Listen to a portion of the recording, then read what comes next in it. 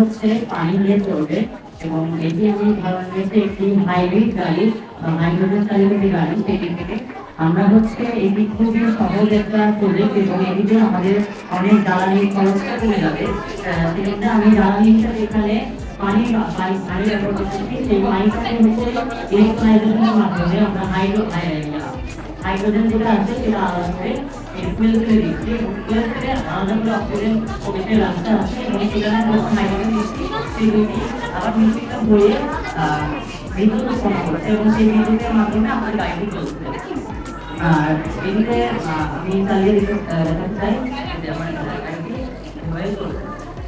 এখন প্রথমে পারে যে এই থেকে আমরা বলতে চাই যে না এটা আমরা গাড়ির মধ্যে আসলে এরকম একটি যেমন দিয়েছি সেভাবে আমরা গাড়িটা সেটা আমি এই কাজ করি তখন বড় গাড়ি মধ্যে তখন আমি একটু গাড়িটা প্রয়োগ করে করি এটা পানিটা হচ্ছে পানিটা হচ্ছে হাইড্রোজেনে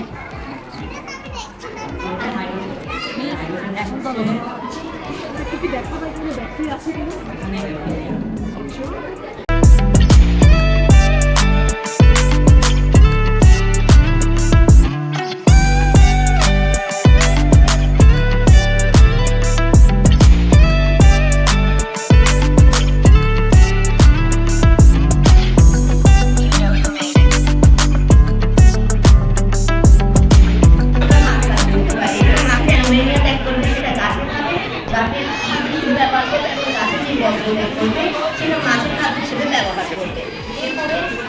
এরপরে এখানে পানি দিয়ে আমরা কিভাবে পানি সংরক্ষণ করতে পারি।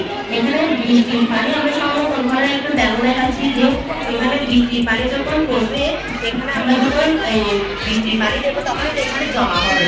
এই বৃষ্টির পানি দিয়ে আমরা গাছে জল দেওয়া থেকে ধরে গাড়ি ধোয়া থেকে ধরে এটা যখন পরিষ্কার গাড়ি করার পরে এটা আমরা আলো করতে পারবো।